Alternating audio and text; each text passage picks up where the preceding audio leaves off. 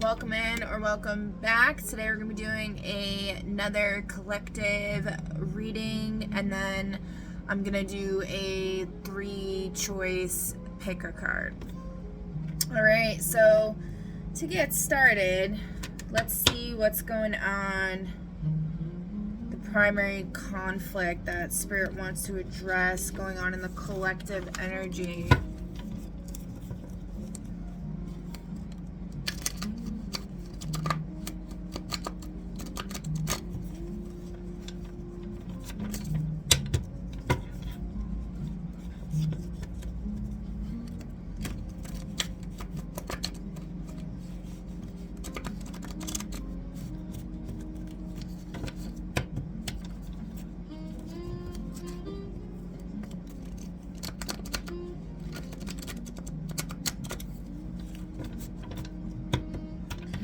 So the energy seems to be flowing a little easier today. We got transportation issues.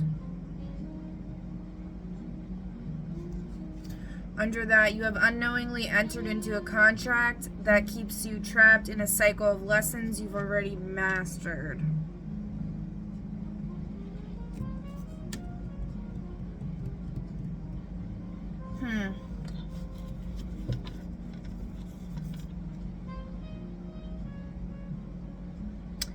On the bottom of the deck, identity collapse after awakening or healing.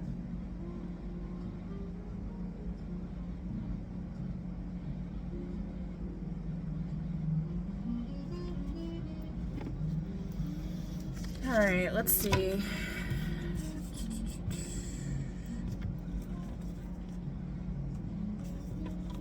What advice, Spirit, do you have here to get rid of this contract for the collective? So, you know, and transportation issues can have to do with... Okay, these all like jumped out and landed right by transportation. So transportation issues can just be any type of traveling. Like, it can be spiritually traveling, it can be physically traveling, it could be mentally traveling, like emotionally, like all the stuff. Okay. All right, let's see here. The earthquake word. Okay. Disruption, upheaval, necessary change, awakening. Meaning, shake loose what refuses to change. I just pictured like a dog shaking fleas off of it or whatever, or like shaking itself after it just got wet, you know. Some PGM spells use earthquake words, powerful utterances meant to break stagnation. This card signals a necessary disruption, a jolt that frees you from a situation that is calcified. In the reverse, this would mean chaos without purpose, instability, fear of change. It was in the upright. Correspondences: Earth, tremors, Mars, sudden shifts. Invocation: let the grand move so I may move with it.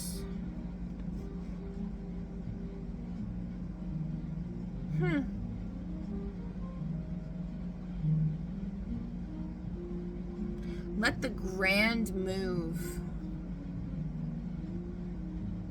It's an interesting choice of words. It's making me think of like Spider Grandma. Grand, like, I know it's saying like grand as in like grandiose, but let what is full of splendor and wonder and glory move so that I may move with it. Yeah.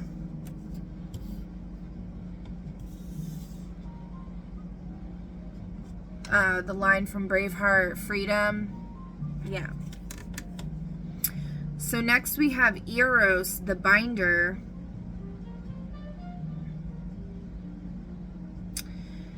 Keywords: desire, attraction, entanglement, magnetism. Meaning: desire shapes destiny. Expanded: Eros in the PGM is not gentle. He is the force that binds hearts, minds, and fates. This card reveals the gravitational pull of longing, whether romantic, creative, or spiritual.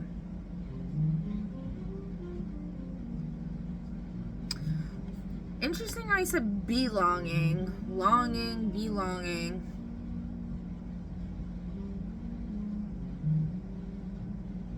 There might be an issue going on with the collective, with needing to, like, not feeling like they belong anywhere, but like belonging needs to start from within. You need to claim ownership of your own identity, of your own sovereign self. You need to figure out who you are and what you stand for and all of that before you can ever belong in the outside world, right? Otherwise, you're just going to be like part of false narratives that don't actually align with your heart.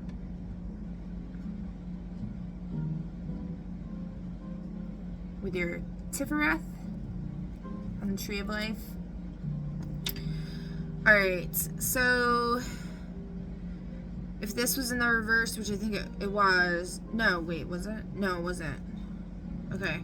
If it was in the reverse, it'd be obsession, unhealthy attachment, and manipulation. Correspondence is arrows, roses, erotic magic, and copper. Invocation: Eros, let my desires bind me only to what is true. Exactly. So don't be like, the message is to not be so desperate for the sense of belonging to be fulfilled, to join forces with things that don't actually align with your heart space and who you truly are. Okay? Next, we have the Phoenix and the Phoenix Cry in reverse. Keywords: rebirth, renewal, transformation, ascension. Meaning renewal follows destruction. So that's giving with this earthquake word. Earthquakes have been coming up a lot. If you follow Stefan Burns' channel, he's a geologist, a spiritual geologist, and he like goes over all the stuff going on. And there's been a lot of activity lately.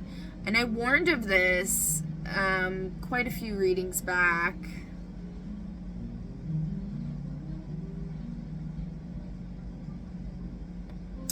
But it's whatever. We shall see. Alright, so renewal follows destruction. Expanded. The Phoenix Cry is the sound of rebirth. The moment fire becomes flight. This card signals a powerful renewal, a rising from ashes, and the reclaiming of strength after loss. Reversed. Clinging to the past, resisting rebirth, fear of endings. Yeah, there's a lot of energy that's resistant to change because they're so comfortable in their little hellscape, and it's like, dude, there's so much better waiting on the other side. People just need to let go. Just fucking let go. Correspondences: fire, sunrise, red gold, resurrection rites, invocation: from ashes let me rise renewed. So I thought this is reminding me of the adjudication period that I spoke about on my IG like 3 months ago when I first went into my second awakening, and kind of whatever. I kind of went batshit crazy on my Instagram, like, but it's fine. So you know, I left it all up for a while, but I ended up like archiving a lot of it because it was just too much. And like, if you weren't there in the moment, in the energy, like even just me rereading some of it, I was like, oh my god, like it was just way too much. So I archived a lot of it, but I did just post some of the stuff that I archived that was not written in a medium that would properly convey its essence the way it should be. So I posted all of that, with the adjudication period being one of them. And I thought, when I did my research at the time, I went through every single month, because it was Mercury retrograde when that was going on. And I went forward on my app while looking at Mercury's position, and it said the next one was in October.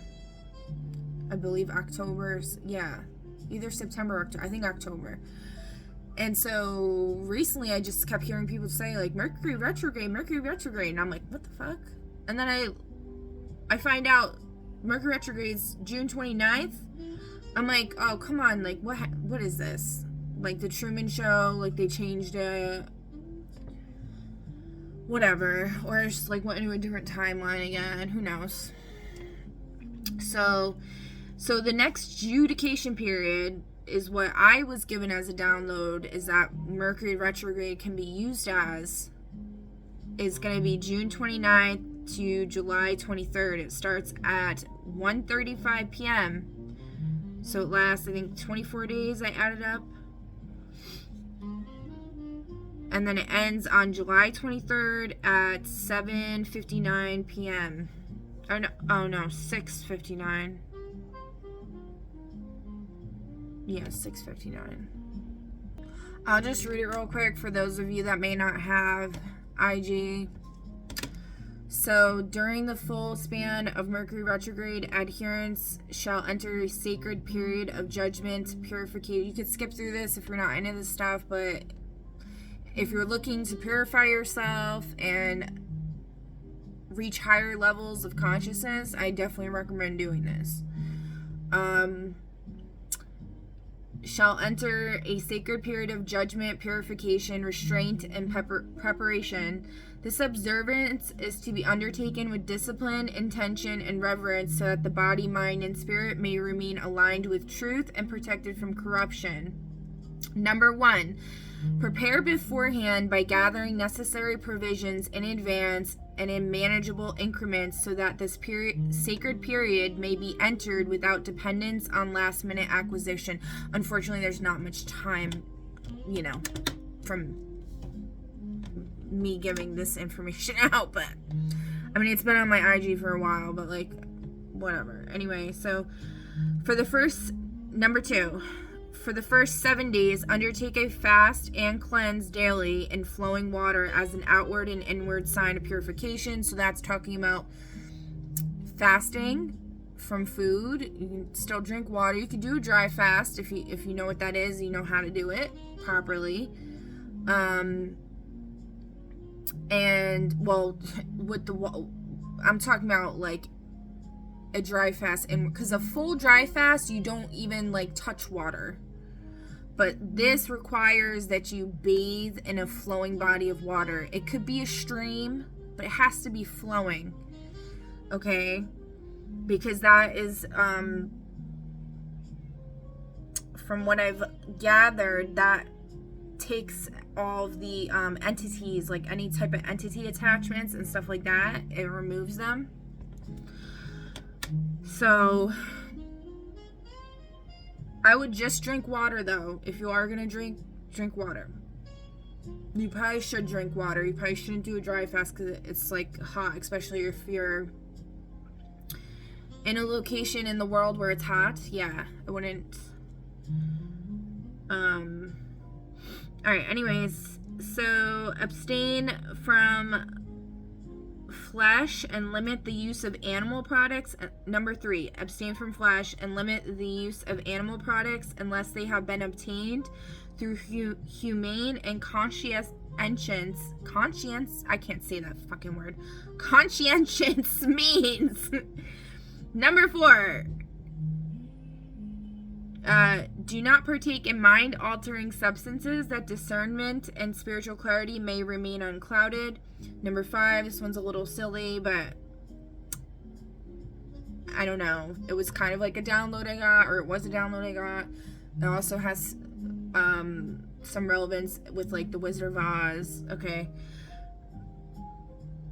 Avoid poppy seeds as a symbolic act of vigilance, remembering always to remain mindful, alert, and resistant to forgetfulness. I was given a download that poppy seeds can make you forget. Okay, so I haven't eaten poppy seeds since the last Mercury retrograde. Treat the body also like it literally it can also stand as solidarity towards trying to help people with addictions to the heroin, you know? So, yeah. Alright, treat the body as a temple. Number 6, exercise regularly, even if only by a daily walk, that the vessel may remain strong and disciplined. Number 7, return to the spirit of the inner child. Cultivate joy, creativity, play, and sacred delight. Honor your silliness. Honor your inner child. Stop telling yourself you're crazy and you sound stupid or whatever. Who cares? Literally no one. And if they judge you, if someone's judging you or making fun of you, they're a fucking loser, okay?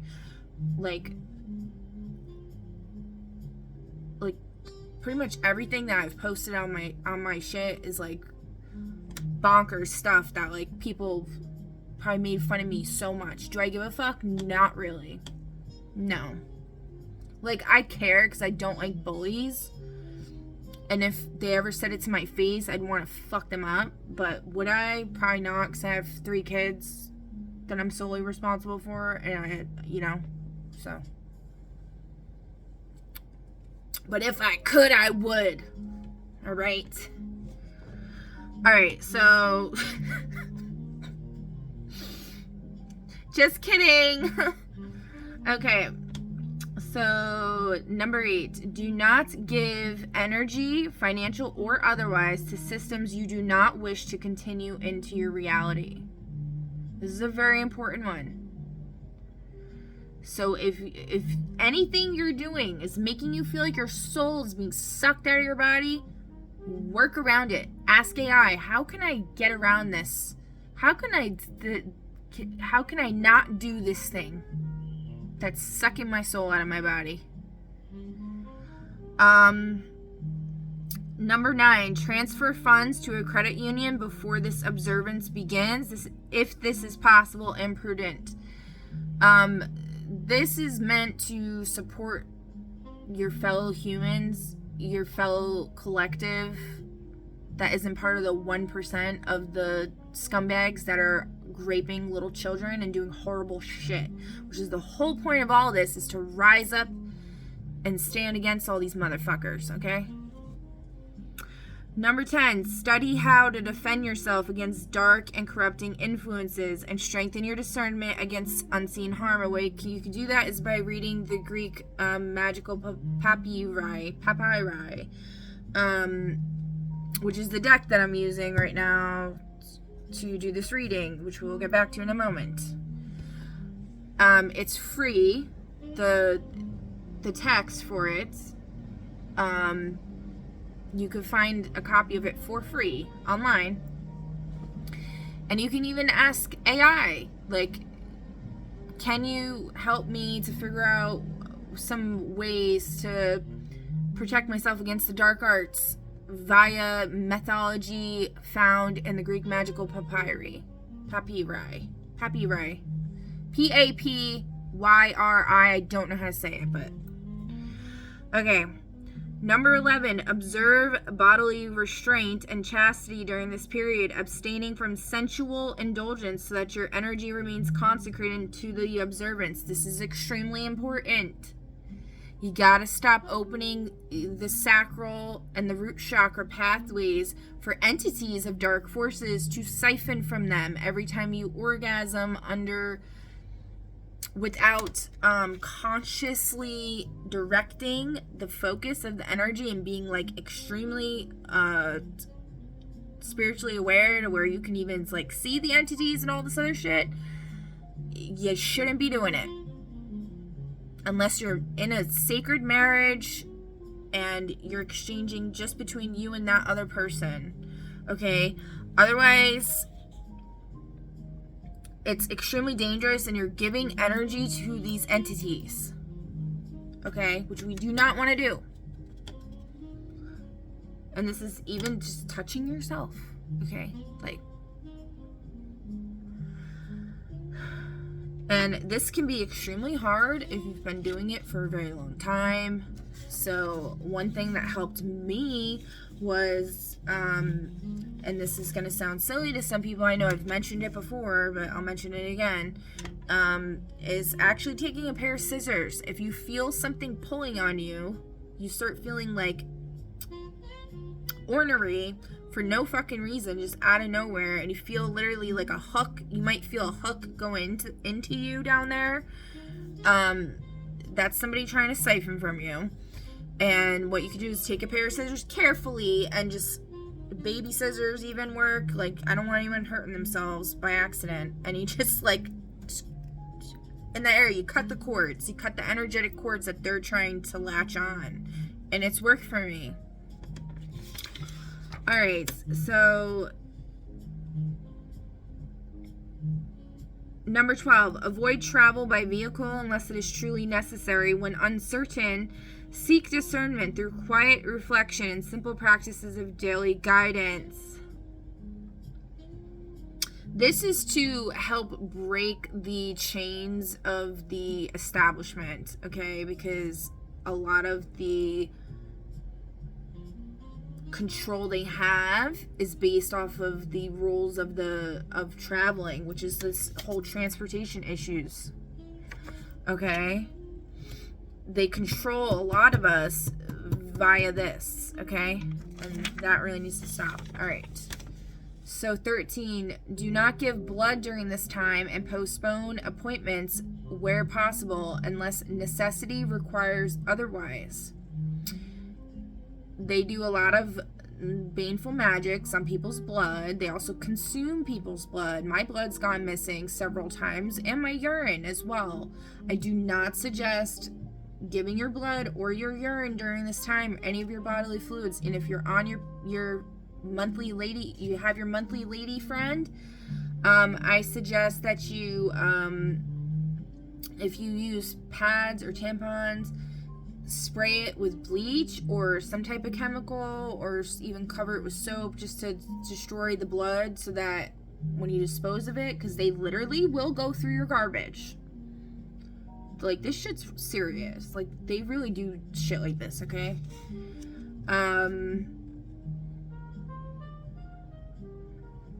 The appointments is also like there's a lot of contracts involved in these with these doctors who are in bed with a lot of these entities and stuff like that. And the whole point of this is to establish sovereignty for yourself and for humanity, and to become stronger within.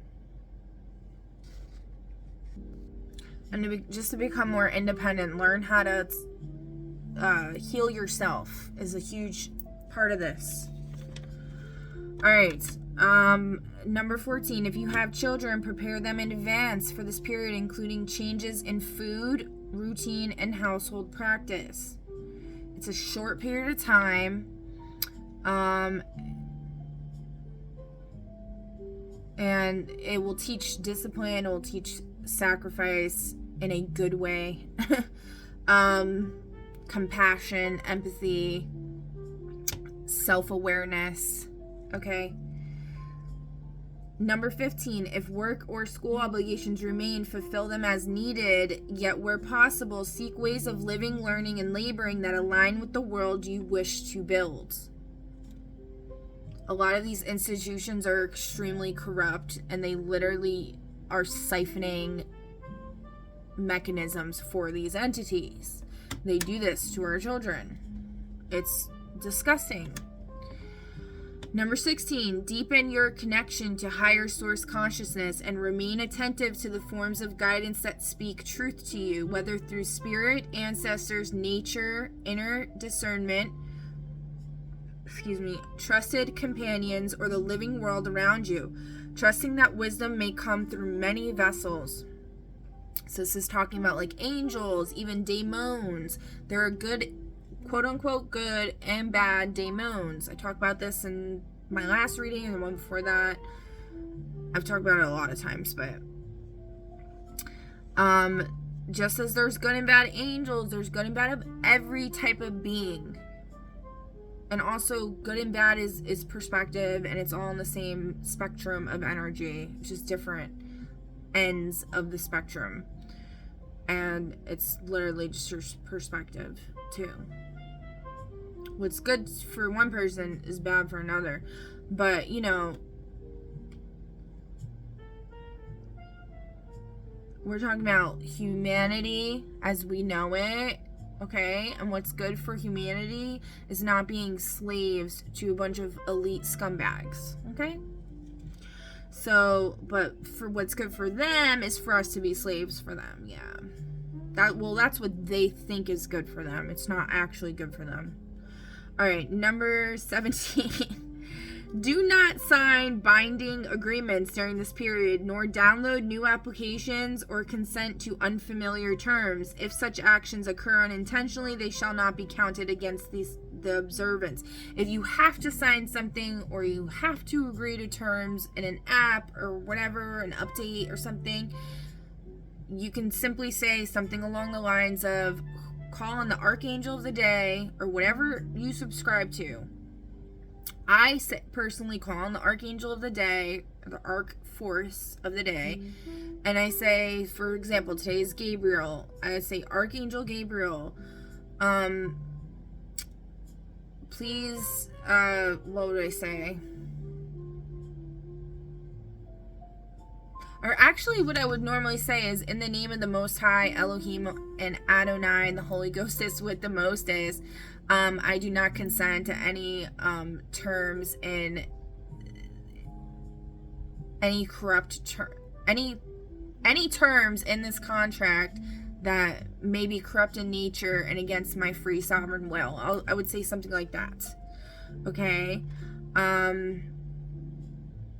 Or like, I rebuke any ill intentions in this contract towards my sovereign will and well-being. Okay? Let those who enter this period do so with solemnity. What the fuck? I can't say that word. This word right here. Wisdom and devotion. These observances are not merely rules, but acts of alignment meant to purify the will, guard the spirit, and prepare the soul to endure judgment while remaining faithful to the higher reality it seeks to bring forth. Okay. So that's that. Okay. So next we have... So we left off on the phoenix cry in reverse, clinging to the past, resisting rebirth, fear of endings. From the ashes, let me rise renewed. Also the phoenix in human design. Hold on, let me... Alright, so in human design in 2027, there is... It marks the transition from the collective cross of planning, which would be like Virgo energy, into a 411-year era called the cross of the sleeping phoenix. This era shifts humanity away from the institutional dependence and group conformity toward radical individual sovereignty, self-reliance, and authentic in-the-moment living. So it kind of like also goes with this whole like year of the fire horse and stuff like that's going on right now, and there's a lot of this like fire energy. It's giving like Sagittarius,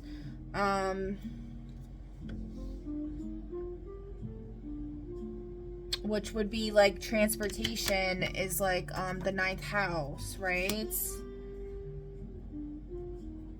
So if you've seen the show, this is just like another side note, if you've seen the show Sweet Tooth, there's a lot to that with this new era, supposedly. That's just like what I was told. Okay. Alright, so next we have the opening syllable. Keywords: opportunity, access, breakthrough, permission. A locked path becomes accessible. Expanded. Opening syllables were used to unlock gates, soften barriers, and invite cooperation from spirits or circumstances. This card signals an opening. A door you thought was closed begins to shift. This is in the upright. In the reverse, it'd be blocked paths, resistance, premature action, correspondences, keys, gates, Mercury, threshold, rights, invocation, let the way open before me. Alright, so this is saying that there's some type of opportunity for breakthrough. And it's in ceasing to resist these changes of a new era. It's gonna happen no matter what. But it's a matter of like flowing with it, or are you gonna resist it and crumble beneath the pressure? The next we have is the Barbarous name. Keywords: power, vibration, mystery, activation, meaning a strange sound unlocks a new frequency. Expanded. In the PGM, barbarous names were not meant to be understood, they were meant to work. Their power came from rhythm, breath, and resonance. This card signals a force that bypasses logic and speaks directly to the deep psyche.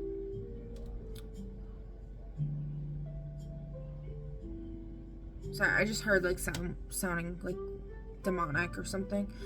Reverse: mispronunciation of intent, confusion, scattered energy. This is in the upright. Correspondences: Vases, Magica, breakthrough, ecstatic utterance, and trance. Invocation: let the name without meaning open the door. Interestingly enough, it's saying, you know, the opening, let the way open before me, and then this.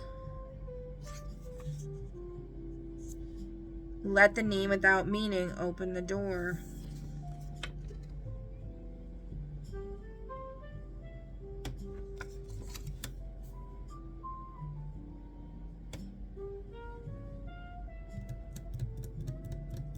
So if you're interested in doing these things, you can look up these names of each of these cards and ask for the actual like proper names and terminologies for them. If you want to do like an invocation, like a ritual or whatever, or you can just say whatever invocation was on here. All right. So I think that was pretty sufficient for the collective reading. I'm just gonna pull a couple cards here from the Gypsy deck and see what else is going on, and then we'll be done with that.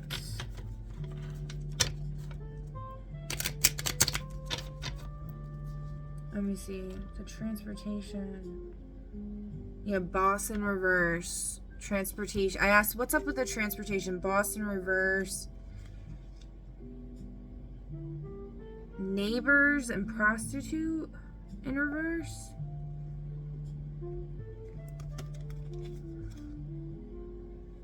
Something about a hotel. Yeah, hotel, dollhouse, chaos. It's a lot of people surrounding others that are like prostituting out energy. They're everyone's being slaves. They're prostituting out their energy. It's complete fucking chaos. It's ruled by chaos. It's just the those in charge are just not. It's no buenos. It's no bueno. Alright, Spirit, what do you got going on for the collective here?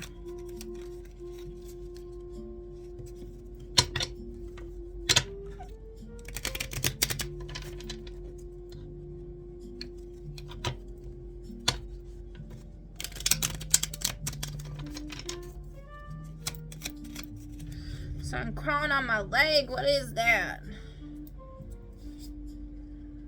It's my hair. Okay, we got one. Incubus, succubus in reverse. Also the mouse. The mouse denotes loss by theft. Nearby, it denotes recovery after great difficulty, but distant, the loss will be irretrievable.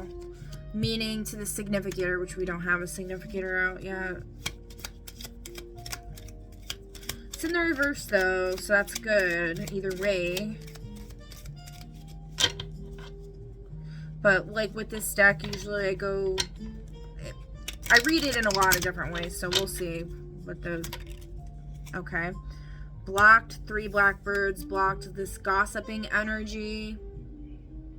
Somebody gossiping about someone being like a hoe bag. Oh, that could be with the neighbors and the prostitute. The tree, good health, near flowers, fulfillment of highest hopes.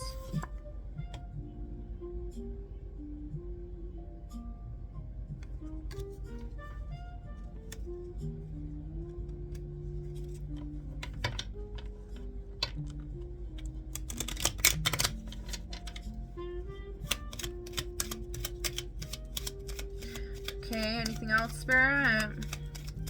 Spirit. Oh, okay. Fox and karmic shift. So we got like a cunning, sly energy. And then we got the children signify friendly disposition and gentleness. This is that childlike nature we're talking about in the retribution cycle.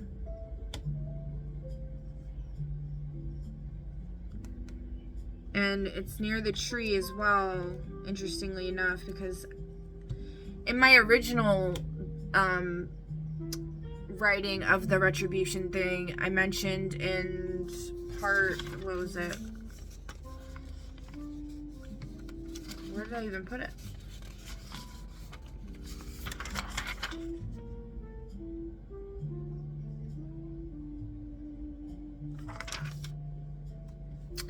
Number 16, I mentioned deepen your connection to higher source consciousness and remain attentive to the forms of guidance that speak truth to you, whether through spirits, ancestors, nature, inner discernment, trusted companions, or the living world around you, trusting that wisdom may come through many vessels. In my original version of that, I said angels, dragons, birds, and trees, because that was my specific journey, my specific experience of what really worked well for me. And I just know that the birds and the trees is very important. You may see a lot of crows. Crows will show you like how many enemies are present in the area you're in.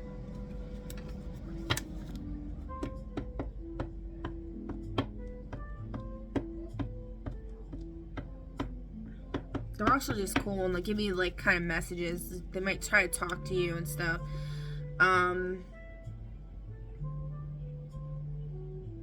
If the crows are mad at you, it's a bad sign. Alright, so karmic shift. So there's a big shift coming to dealing with karmic energy. It's in the upright, so it's with this fox energy as well.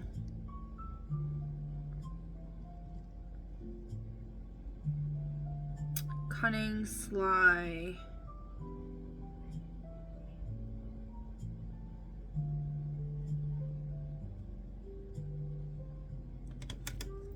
Usually the fox representative of like a female energy is like a negative connotation, but it's in the upright. And it is saying this gossiping 3 blackbirds energy is being blocked, but the fox is next to it, so it's just making me think like, you know, well, it's also saying it's blocked, and there's going to be a karmic shift revolving this energy. That's like this foxy, gossiping, incubus, succubus, hoe bag energy, or like energy that's like saying you're a hoe bag, but really they are.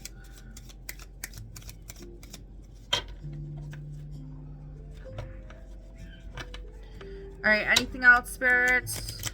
One more.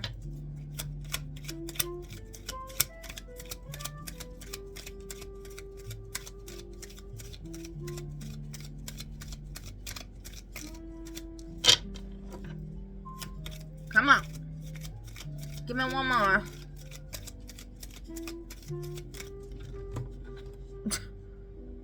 Drop it all on me.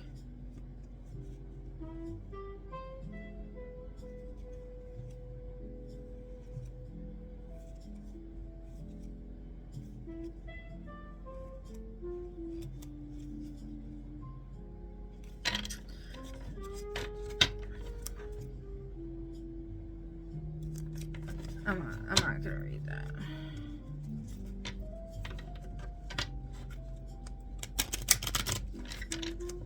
I mean, is this the message? 2 maybes hidden and 1 likely yes. Alright, I'm just gonna pull an ash for this to finish it off with. Alright, so we got Mercury and Cancer in the 2nd house. So Mercury and Cancer in the 2nd house.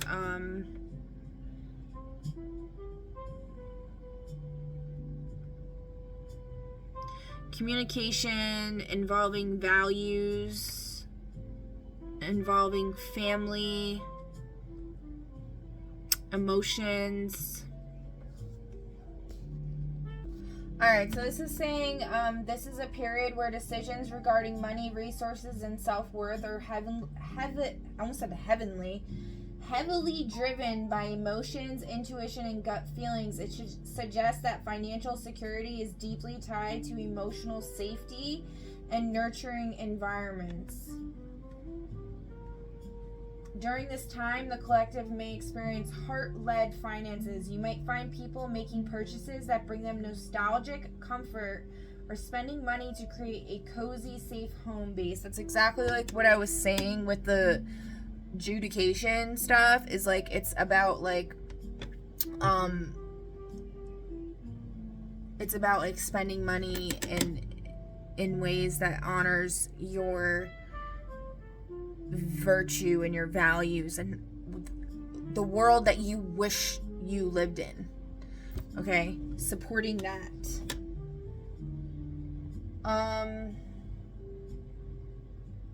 Mercury represents communication and logic. When it sits in the water sign of Cancer, logical data and spreadsheets take a backseat to raw gut feelings. If a deal makes mathematical sense but gives a bad emotional feeling, the collective will likely walk away. Values and self-worth. The 2nd house governs personal resources and self-esteem. In Cancer, this points to a collective need to protect one's energy, resources, and emotional bandwidth. People might be more protective of their possessions or prefer to keep their financial goals private. Nurturing communication. How people communicate their values shifts to a softer, more emotional tone. There is a desire for authentic, heartfelt reassurance in business dealings or negotiations. Okay.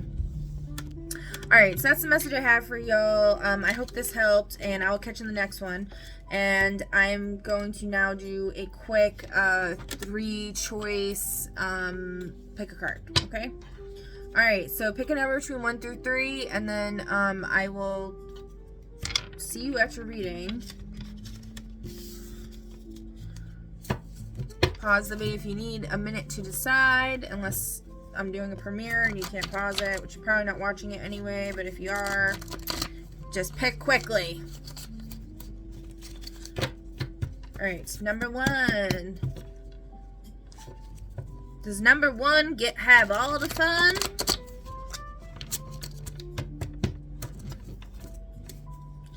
Internalized oppression regarding bullying. So you might be dealing with a bullying situation, okay? And how do we want to solve this situation, Spirit? Types. Oh, oops. I don't want that there.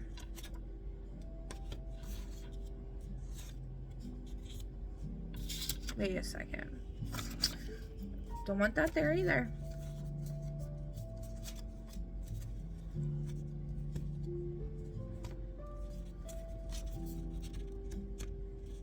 Getting organized might help. That might be a message here. Dealing with bullies, getting organized against the bullies. Joining up with other people that have been bullied by the bullies and stopping the bullies. Alright.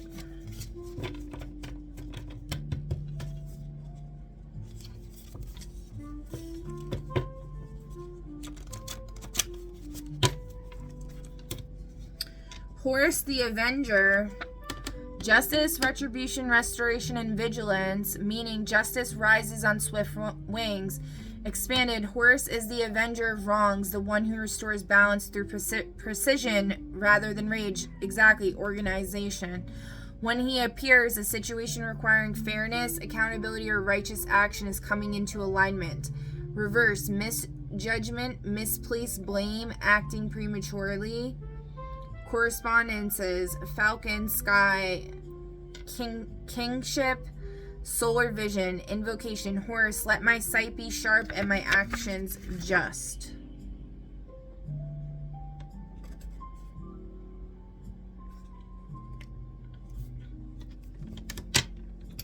Alright, let's roll the Astro for this and then move on. Mercury in Virgo in the 6th house. Yep. All about being organized, planning. Alright, so this indicates that your mind and your daily habits are focused heavily on analysis. This suggests that the conflict is fueled by overthinking, perfectionism, and an internal voice that echoes the abusers. Your mind is currently your biggest battlefield, where you are attempting to logically sort through the pain of your past mistreatment. It's a little bit of a different interpretation than what I gave, but it, adds a different layer to the perspective, right? So Mercury, the messenger and mind, represents your thoughts, communication, and analytical processing. Mercury naturally rules Virgo, meaning its energy is highly exalted, sharp, and detail-oriented. Virgo, the sign, brings a meticulous, discriminating, and analytical lens. While excellent for sorting through facts, in the context of oppression, this manifests as extreme self-scrutiny. You are analyzing your flaws and shortcomings under a magnifying glass. The 6th house, the house of conflict and healing, traditionally known as the house of daily routines, health, servitude, and inner enemies, hidden conflicts. It highlights where we face our daily tests, manage stress, and learn self-discipline. What this means for your conflict. Number 1, the trap, the internal critic. Because Mercury is strong in Virgo in the 6th house, you likely possess an exceptionally sharp inner critic. The bullying you experienced externally has been internalized, turning your analytical mind against yourself. You might find yourself obsessing over where you went wrong or dissecting your every word to avoid conflict, which is a classic defense mechanism of the 6th house to maintain control or prevent further harm. Number 2, the conflict, external versus internal enemies. The 6th house represents disputes and adversaries. In this case, your greatest opponent isn't necessarily the external bully, but rather your own self-doubt. You are fighting a battle of words, processing why you were targeted, and replaying the events constantly in your head in a loop of overanalysis. Number 3, the path to healing, becoming your own healer. The 6th house is also deeply connected to self-improvement and healing. Your intellectual precision and detail-oriented nature are your greatest weapons. To dismantle internalized oppression, you must deliberately redirect your analytical mind instead of using your sharp Virgo intellect to point out your own perceived flaws. Use it objectively to rewrite the narrative the bullies gave you. You have the power to logically dissect their words and recognize them as false impositions rather than truths about your character. Actionable takeaway. Start a structured analytical journaling practice. Write down the negative thoughts that replay in your head. Logically evaluate their validity using your natural Virgo skills and replace them with objective, nurturing affirmations. You are capable of transforming your 6th house from a space of daily stress and mental labor into a sacred sanctuary of recovery. What is a good nurturing affirmation for this?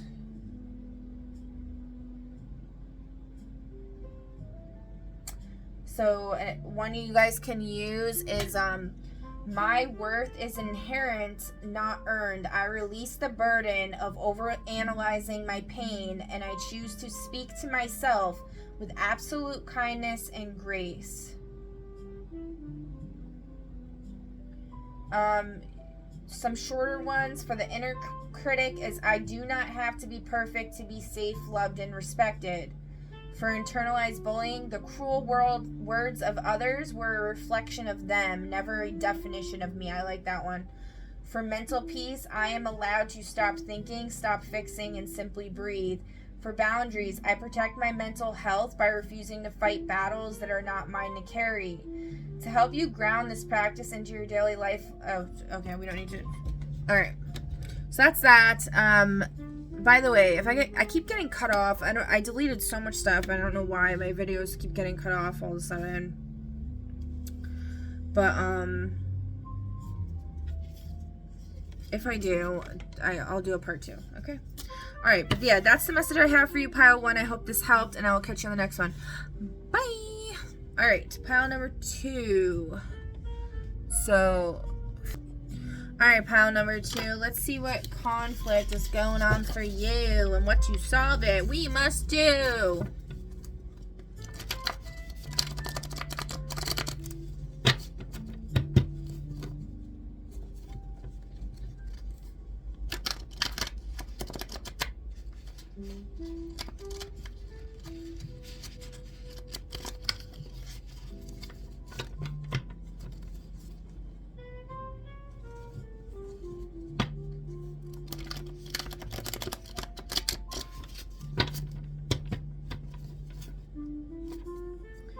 Familial issues in the reverse.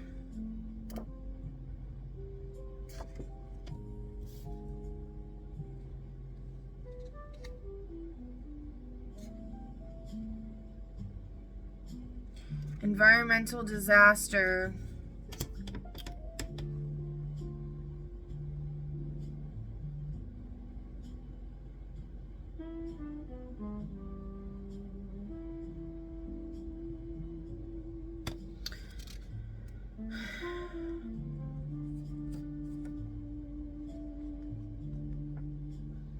I'm also being drawn to this destructive artificial intelligence. I don't know if you might be having some issues with this with your family. Maybe one of your kids or something is using it wrong or whatever. Or you have a negative thought process on it and you're not seeing the value in it. It could also be talking about maybe there's going to be a data center near you with the environmental disaster. Alright, let's see what the PGM Dex has to say to solve this problem. So what to solve this problem must we do, Spirit?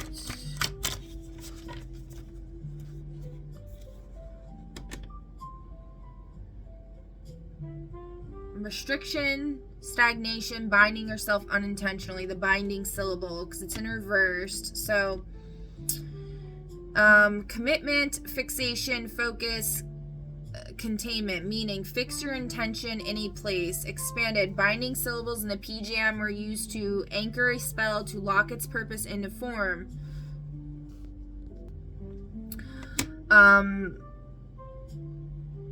This card calls for commitment, focus, and the willingness to hold your intention steady. Correspondence is knots, chords, Saturn, containment rites, invocation, let my intention hold firm.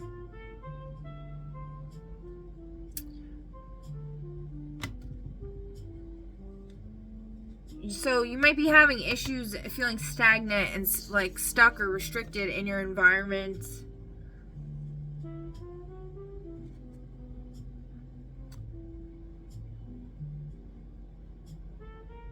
This is saying you need to figure out your intentions.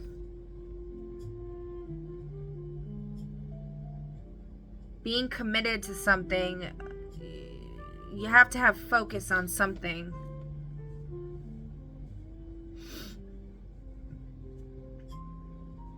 You might be avoiding dealing with emotional issues. Some type of avoiding with emotional issues going on.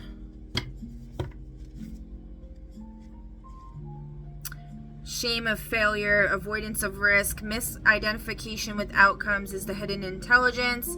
Transmutation methods, stoic voluntary discomfort, practice small failures intentionally.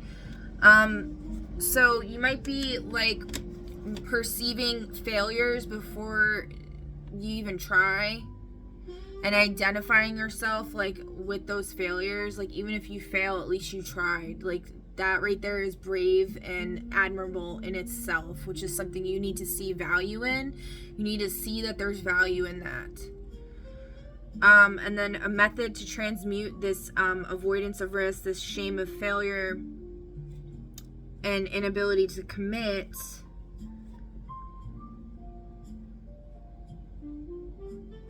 Could be practicing small failures intentionally. So like an example I gave the other day of this is like taking a piece of paper, crumpling it up, throwing it into your wastebasket, and purposely missing in front of a bunch of people that will make fun of you. Doing something to embarrass yourself purposely. Okay? I've been doing this in a lot of my videos and stuff, and like my posts and everything. Like,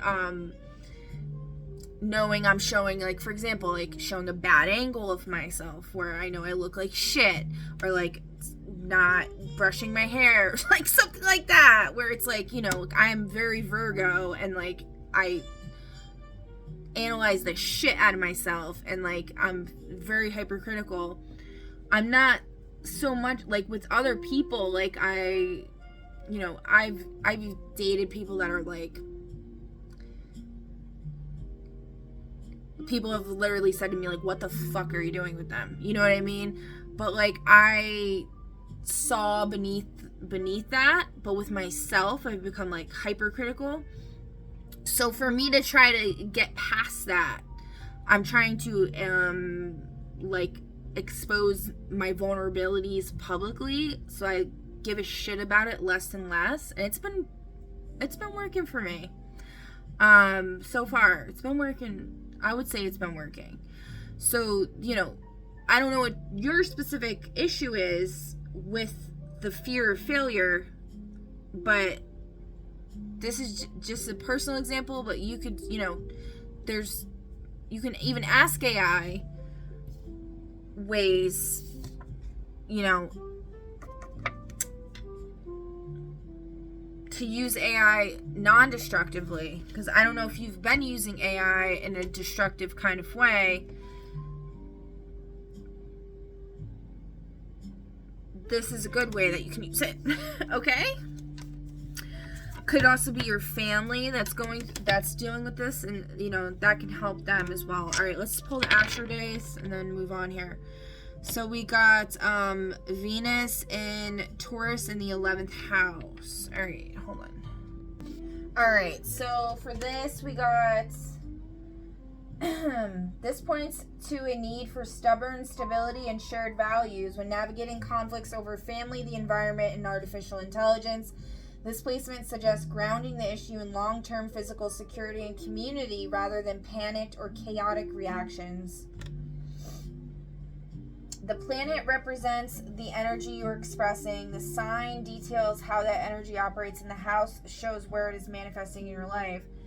So for familial issues, the meaning: Venus in Taurus seeks comfort, loyalty, and material security. Why is my nose getting so itchy? Oh my god. Family conflicts are likely centered around practical needs, shared resources, or deeply rooted stubbornness. The insight: the throw suggests or advises taking a patient, grounded, and unyielding approach to family disagreements. The 11th house implies you might need to view your family as a broader community and focus on creating physical, comforting harmony rather than engaging in emotional drama. Environmental disaster, the meaning: Taurus is an earth sign focused on nature, physical landscapes, and tangible resources. The 11th house rules society, collective ideals, and humanitarian goals. The insight: this combination frames environmental crises through the lens of protecting the Earth's physical beauty and material resources. It encourages collective action, 11th house, focused on practical, long-lasting sustainability and preservation rather than reacting with fear or adopting extreme short-term solutions. Number 3, destructive artificial intelligence. The meaning: because the 11th house relates to technology and society, a conflict here involves your relationship with the collective tech landscape. Venus in Taurus slows down progress, asking for physical utility and aesthetic value. The insight: this placement implies that destructive or cold technological advances are being combated with human-centric values. It suggests that artificial intelligence should be guided by ethics, beauty, and a desire to preserve life's physical comforts rather than unchecked rapid innovation.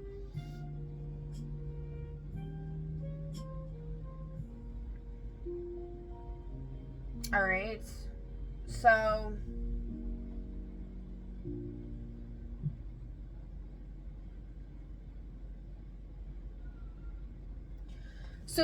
to be focused on like a community-centered approach and centered in grounded practices that are centered around your values, shared values, and resources in your family, focusing on balancing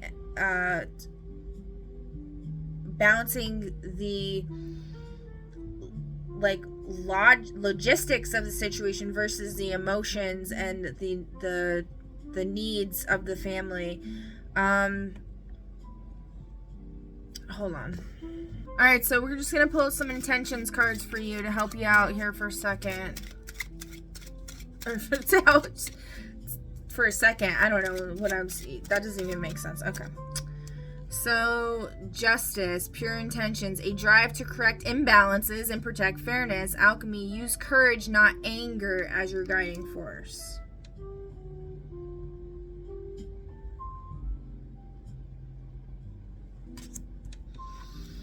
Okay. Anything else? I think that's it. So, Spirit's saying, to control your emotions, try to have a balanced approach, focusing on community, beauty, values.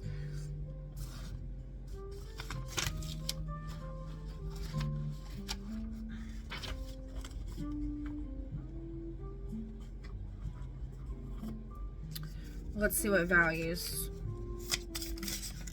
Oh, that came out. Communism. So, community, okay? A lot of people don't understand what communism actually is. They automatically associate it with a very negative connotation. Actually do your research and look into what it means, because it might help you. Alright, that's the message that I have for you. I hope this helped, and I'll catch you in the next one. Bye! Alright, pile number 3. Welcome to your reading, pile number 3. Let's see what's going on for you. Alright.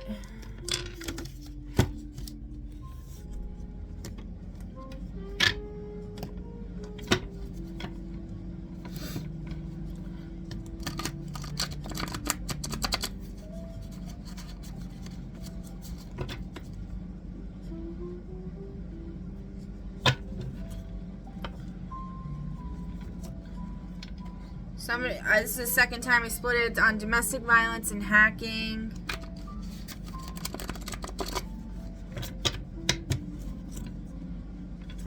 That is going on with you. I'm sorry, that sucks.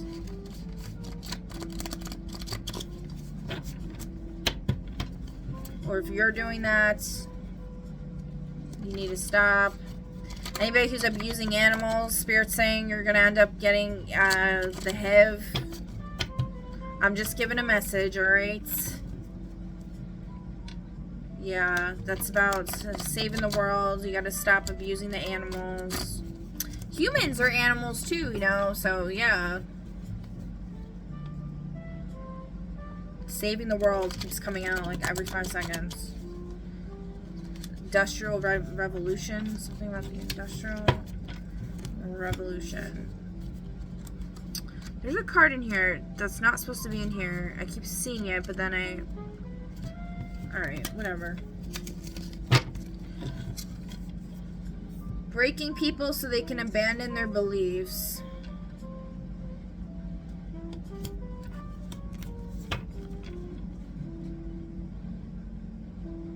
That's what the domestic violence, I guess, is going on here. They're trying to carry on a legacy. Doing this. Destiny swapping.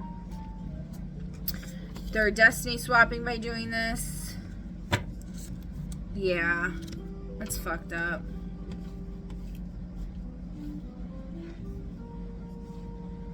Alright, what to solve this can we do, Spirit?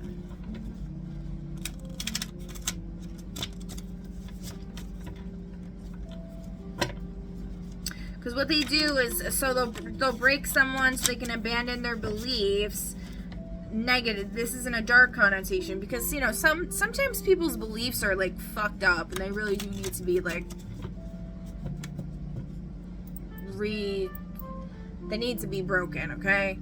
But this is saying in a dark connotation, they're trying to carry on a legacy of destiny swapping people, because what they do is they shatter their heart chakra, their Tifereth space on the tree of life, and then they extract their soul value, dress themselves up in that person's soul value, and walk as if they've earned that, and they haven't earned shit.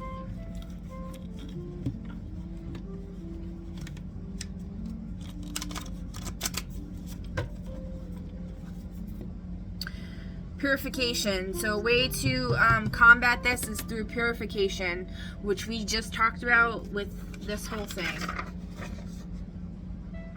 So if you did not stick around for the collective read and you just skipped ahead to the personals, you might want to go back and watch this.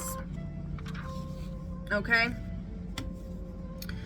Cleansing, release, renewal, clarity, meaning release what weighs your spirit down. Expanded. In the PGM, purification was the first step of nearly every rite. It's very important.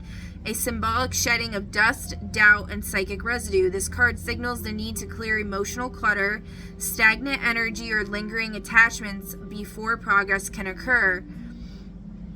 If this was in the reverse, which I honestly wasn't paying attention, I don't think it was, but avoidance, spiritual stagnation, clinging to what must be released.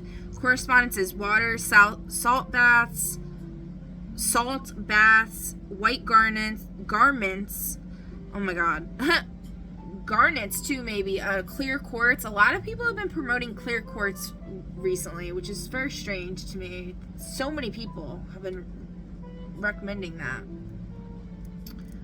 Lunar rites, invocation, let all that is unclean fall away from me. I also wonder if it's some kind of propaganda by like people that sell crystals, because I think clear quartz is like really cheap, so it's like they're trying to get like people to want to buy it more because they could supply it easier. But it could really have a lot of value as well. I mean, I'm not trying to downgrade clear quartz's value. I'm just saying, like,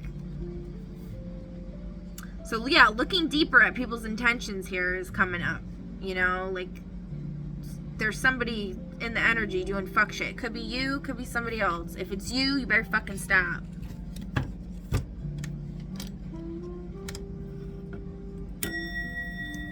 Okay? Alright, let's roll the Astro to see what else about this. We got Mercury and Sag in the 3rd house. Okay, let's see.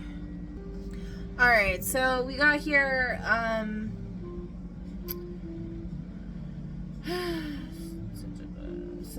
So this reflects an environment characterized by preaching, arguing, or attempting to forcibly alter another person's belief systems through relentless communication. Astrologically, Mercury is considered to be in detriment when in Sagittarius, meaning the analytical mind struggles to be objective and is instead prone to dogmatic, ideological, and uncompromising speech. When applied to your themes, this dice throw points to the following interpretations. Breaking people to abandon beliefs. Mercury in Sagittarius is notoriously blunt and values the truth over tact. In the 3rd house, this points to an individual utilizing highly persuasive, relentless communication or verbal sparring to aggressively deconstruct someone else's worldview or break their spirit. It highlights a dark dynamic where someone enforces their philosophical or religious beliefs onto others through intimidation or endless debate. The 3rd house also represents inherited thinking patterns, local cycles, and habitual storytelling as far as the legacy of destiny swapping. And habitual storytelling within a community or family line. Destiny swapping or cyclical generational curses / traits are illuminated by the 3rd house environment. It implies a generational narrative where roles, fates, or mental conditioning are passed down, forcing one generation to take on the psychological burdens or predetermined paths of the previous ones. Domestic abuse. The 3rd house rules your immediate surroundings and daily mental environment. Because Sagittarius is a sign of freedom and philosophy, this placement often struggles to find common ground. When abused in a domestic context, it implies an atmosphere of mental manipulation and psychological control. The abuser may use their words as weapons to invalidate the victim's reality, continually preaching to break down their self-esteem and mold them to their ideals.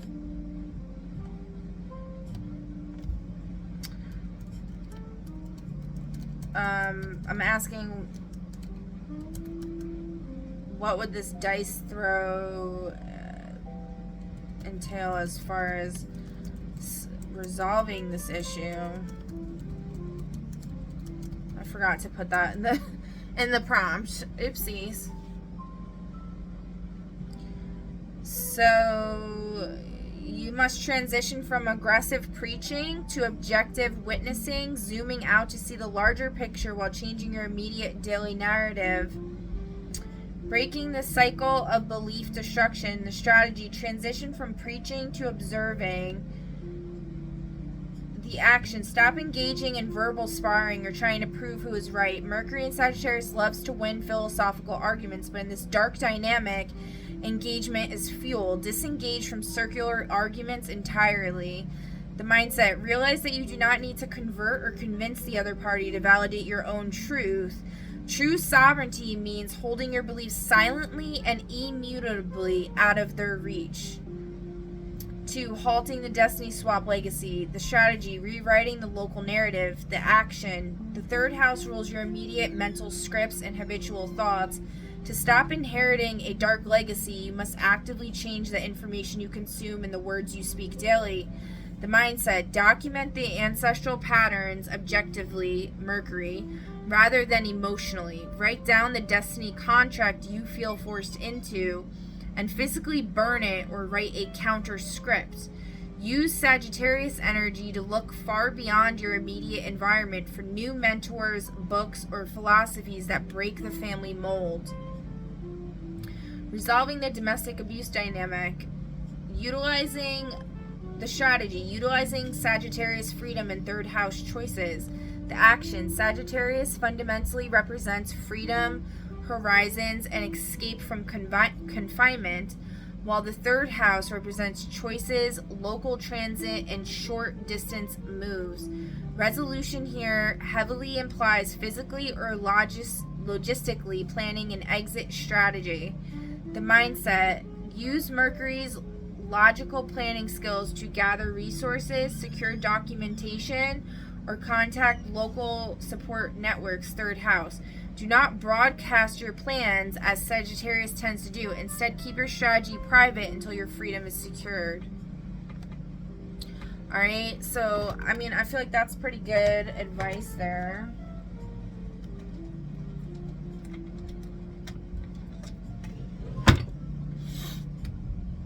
Alright. So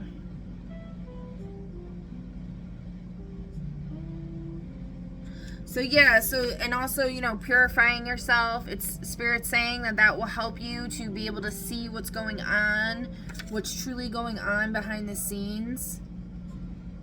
Or if you've been partaking in this behavior and, you know, it will help you to see, like, what the fuck you're doing, that it's wrong, you know. Alright, so that's the message I have for you. I hope this helped, and I will catch you in the next one. Bye! Alright, we're going to do fortune cookies now. Okay.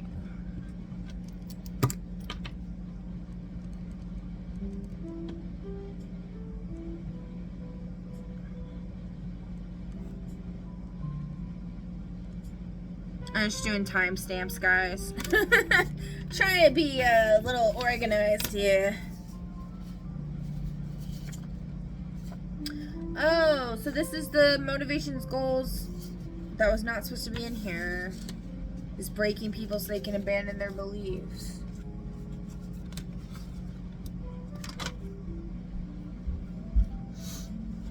I don't even know where the motivations, goals deck is. That.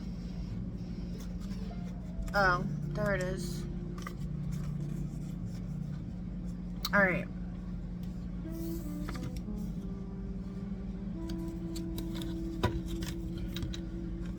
Alright, so pick a number between 1 through 5. Do fortune for you. Number 1. You got: to achieve a great goal, one must begin with a small achievement. Number 2, or you got 2, sorry. The early bird gets the worm, but the second mouse gets the cheese.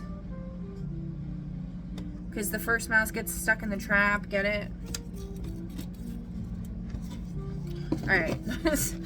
Number 2. You also got 2. Did I seriously just grab the same one? Okay. That's crazy, though. To achieve a great goal, one must begin with a small achievement.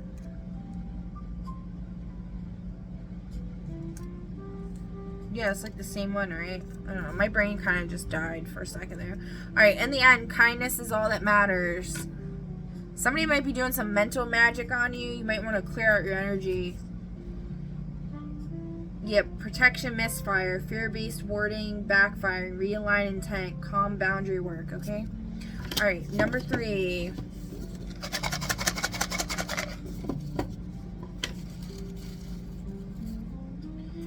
You got: life is not a matter of holding good cards, but sometimes playing a poor hand well. Very true. Even in our most vulnerable states, we can be stronger than all. Number 4. Take time to relax, especially when you don't have time for it. Make time. Number 5.